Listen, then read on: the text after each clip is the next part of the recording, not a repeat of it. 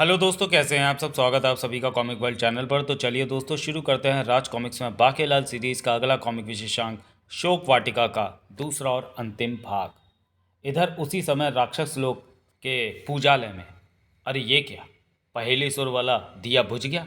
इसका मतलब पहेली सुर मारा गया। नहीं, ये नहीं हो सकता।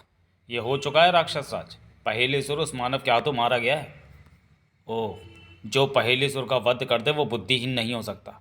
इसका मतलब यही है, वो मानव जिसके हाथों मेरी मृत्यु होनी है। तो मैं बिल खुलवाना शुरू करूं? बिल क्यों?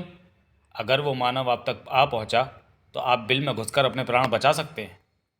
इतना सुनते ही राक्षस दंत केतु क्रोध से थर थर कांप उठा। नहीं, अभी मेरा भाई खर्राटासुर जीवित है, वो उसे मुझ तक पहुंचने ही नहीं देगा। खर्राटासुर को बाकेलाल को खत्म करने भेजो। जो आज्ञा राक्षस आज। बाकेलाल अपनी ओर बढ़ते खतरे से अनभिज्ञ था। पहले सिर के जूते की बदबू अभी भी मेरे सिर से आ रही है। कभी विशालगढ़ पहुंचने पर मेरे सिर से आती चमड़े की गंध किसी ने सूंघ ली तो खामा का मेरी बेइज्जती हो जाएगी। महारानी जी तो फौरन भाग चलने को कह रही थी, मगर मैं महारानी जी से बहाना बनाकर इधर चला आया ताकि स्नान करके अपने सिर से आती चमड़े की गंध को समाप्त कर सकूं। छपाक। किंतु बाकेलाल एक से अधिक डुबकी नहीं लगा पाया। अरे ये क्या, ये खुर्र का कैसा स्वर था जिसके साथ ही नदी में तूफान आ गया। खुर्र। ओह ये क्या, मैं लहरों पर सवार होकर किनारे की ओर जा रहा हूँ। आह, ये नदी राक्षसों के क्षेत्र से होकर गुजरती है। कहीं राक्षसों ने मानवों के लिए इसमें कोई जादू तो नहीं कर रखा। थम। ये क्या, इस बार ये चट्टान उछलकर मेरी तरफ आ रही है। बाकी फुर्ती से कलाबाजी खाकर अपने स्थान से हट गया, तभी वह चट्टान भी वहां आ गिरी। थम। ओह, बाल बाल बच गया। चट्टान से बचकर बाकेलाल ने जैसे तैसे अभी कपड़े पहने ही थे कि ये तो पेड़ ही मुझ पर गिर रहा है। खाड़। ये कैसी खर्राटे हैं जिनकी आवाज़ ने मुझ पर कोई ना कोई मुसीबत टूट रही है। खर्राटा। ये खर्राटा सर के खर्राटे है बाकेलाल। तू इनसे बचेगा नहीं, क्योंकि तूने मेरे भाई पहेली सर को मारा है। अगर मैं खर्राटों की मार से ऐसे ही इधर उधर गिरता रहा तो यही राक्षस लोक में ही मेरी कब्र बन जाएगी। अरे मैं तो वृक्ष पर ही अटक गया। है, आखिर तू आ ही गया मेरे फंदे में। अब तू मेरे खुर्राटों से नहीं बचेगा। मैं तेरे कान के पास खुर्राटे बजाऊंगा। हाँ हाँ। बाकेलाल को भी आ गया गुस्सा और दूसरे ही पल, अरे कम बकत खर्राटा सर, बंद कर रही खर्राटे वरना तेरी मूछें उखाड़ दूंगा। मेरी आधी ताकत मूछों में है जिन्हें बाकेलाल ने खींच दिया है। अब थोड़ी देर तक मैं खर्राटे नहीं बजा सकता। उसी समय वृक्ष पर झूलते बाकेलाल का कुर्ता भी फट गया और बाकेलाल धम्म से नीचे आ गिरा। दो हाथ उसी पल बाके को झाड़ियों में खींच ले गए। मुझे कौन खींच रहा है?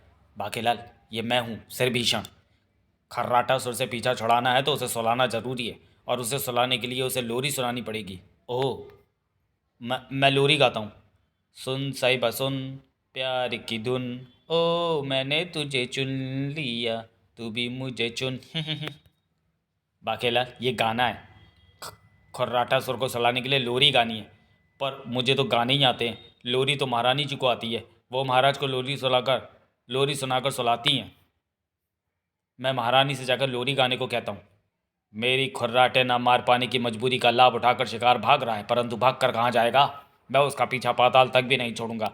वैसे भी थोड़ी ही देर में मेरी कमजोरी दूर हो जाएगी और मैं फिर से खर्राटे मारने लगूंगा। बाकीलाल द्रुत वेग से भागता हुआ वापस शोक वाटिका पहुंचा। अरे, ये तो सो रही हैं। महारानी जी उठिए, वरना खुर्राटासुर हम दोनों को सुला देगा। ये तो उठ ही नहीं रही, ऐसे सो रही हैं जैसे अपने बाप के घर में सो रही हूँ। लात मारकर उठाता हूँ। नहीं नहीं, रानी जी को लात मारकर उठा मुझे अच्छा नहीं लग रहा। मोटा मनुष्य होता तो खोपड़ी पर लात मारकर उठा भी देता। तो फिर क्या करूँ? राक्षस तो आ भी गया। एक तरकीब है रानी को जगाने की। रानी जी उठिए, हम विशालगढ़ आ गए। क्या क्या सच? पर हम तो वहीं हैं। हाँ, और अगर आपको विशालगढ़ सही सलामत पहुंचना है तो जल्दी से लोरी गाइए। वाह, शक्ति लौट आई। खट खट खट। इसके खुर्राटों से शोक वाटिका के चारों ओर खड़े पहरेदारों के हाथों से शस्त्र छूट छूट कर हमारी ओर आ रहे हैं।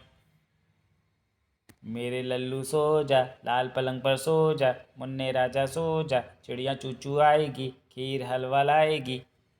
लोरी की आवाज़ कानों में पड़ते ही खुर्राटा से ठिठक कर रुक गया। ओह, ये मुझे क्या हो रहा है?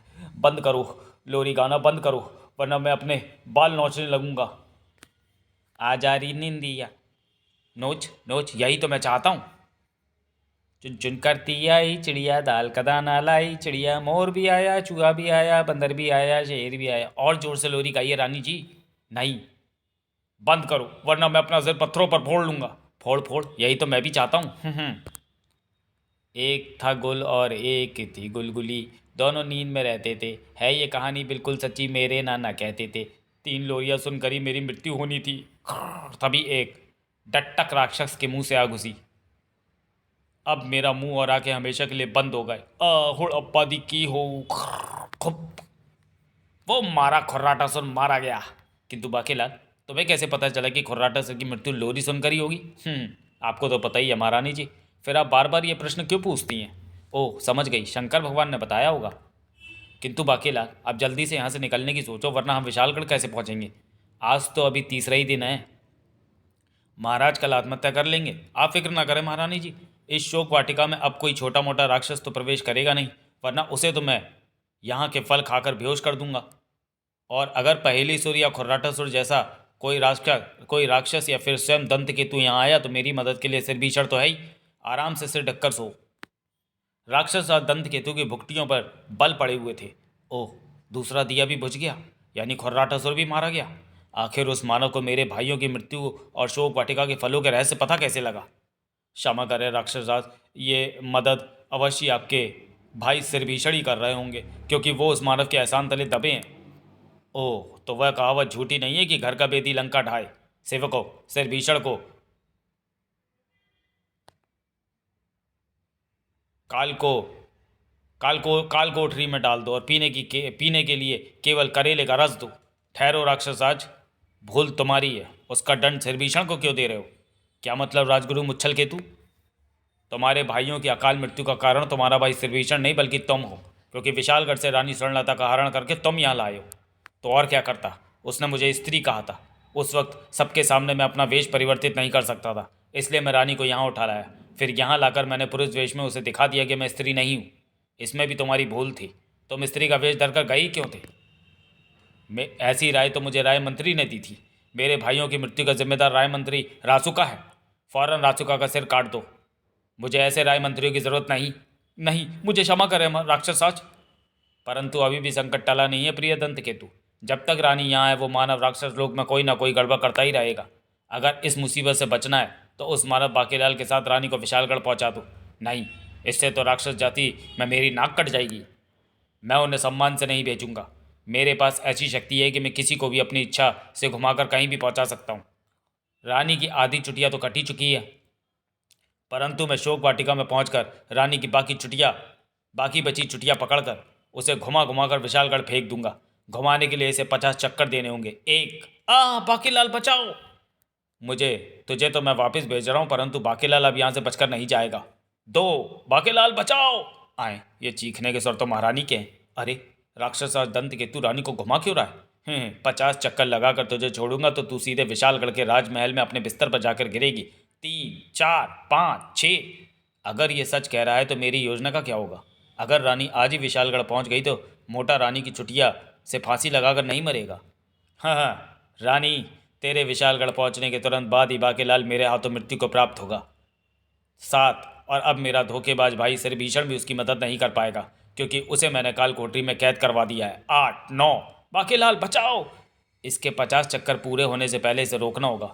10, 11, 12, 13। और इसे रोकने का इस वक्त केवल एक ही उपाय है कि मैं रेंग कर घूमते हुए राक्षस आग के पाँव के पास पहुंच जाऊं। 14, 15, 16, 17, 18 और उसकी टांगें पकड़कर खींच दूं। 19, 20, 21। और जैसे ही बाकीलाल ने उसकी टांगें खींची, रानी उसके हाथों से छूट गई। 22, अरे ओ ये क्या, मेरी टांगें कौन खींच रहा है? ओह, रानी छूट गई। बाकीलाल बचाओ। बचा तो रहा हूं। इसी के साथ राक्षस धम्म से नीचे भूमि से आ लगा। ओ नहीं, ये तो अनर्थ हो गया। मेरी नाक भूमि से टकरा गई। मेरी जान मेरी नाक के छेदों में सुरक्षित थी। नाक टूटते ही मुझे कुछ हो रहा है। बाकीलाल, इस बार तो मेरे घर का बेदी मेरा भाई भी तेरी मदद के लिए यहाँ मौजूद नहीं था। फिर तुझे कैसे पता चला कि मेरी नाक में मेरे प्राण बसे हैं? ओह, ये तो मर रहा है। और ये बात जो ये कह रहा है ये तो मुझे मालूम ही नहीं थी। बाकीलाल जल्दी बता, वरना मैं चैन से नहीं मर पाऊंगा।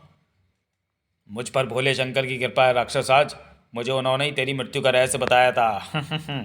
ओह, जिस पर भोले शंकर की कृपा हो उसे तो कोई भी नहीं मार सकता। मैं खामा का तेरी जान के पीछे पड़ा और अपनी जान गंवा दी। हुड़प्पा दी की हो पर हुड़ की होगा। आ ये भी मर गया। तभी घबराओ नहीं वीर पुरुष, हम युद्ध करने नहीं आए। इसकी मृत्यु में तुम्हारा कोई हाथ नहीं। पाप का अंत तो एक दिन होना ही था। एक दिन रावण ने भी यही भूल की थी और उसका भी अंत हो गया था। तो राक्षस दंत केतु क्या चीज़ थी? लेकिन राक्षस लोग राजविहीन नहीं हुआ। हमारे नए सम्राट होंगे राक्षस श्री भीषण। बाकेलाल, अब तुम कहीं भी जाने के लिए स्वतंत्र हो, बल्कि तुम्हें रानी सहित विशालगढ़ पहुंचाना हमारा कर्तव्य है। अब तुम्हें तुरंत विशालगढ़ जाना होगा। मैं उड़न छू मंत्र बोलता हूँ, जिसके बाद तुम दोनों सीधे विशालगढ़ के महल में पहुंच जाओगे। मगर लेकिन जल्दी बोलिए राजगुरु। राजगुरु ने बोला उड़न छू मंत्र, और दूसरे ही पल, रानी आज आखिरी दिन है। अगर बाकेलाल आज तुम्हें लेकर ना आया तो कल मैं तुम्हारी इसी चुटिया का फंदा बनाकर फांसी लगा लूंगा। महाराज मैं आ गई। रानी सुन ले।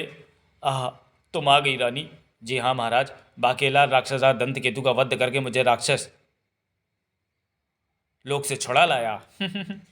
तो अब ये चुटिया मेरे लिए बेकार हो गई। बाकेलाल, मुझे तुमसे यही उम्मीद थी। बाकेलाल, पुच्ची तो मैं ज़रूर लूँगा, परंतु मुझे ये उम्मीद नहीं थी कि मैं ठीक तीसरे दिन रानी को लेकर यहाँ पहुँच जाऊँगा। समाप्त। तो चलिए दोस्तों, वीडियो को यहीं समाप्त करते हैं और मिलते हैं बाकेलाल सीरीज़ के अगले कॉमिक विशेषांक राज मुकुट में। तब तक के लिए धन्यवाद।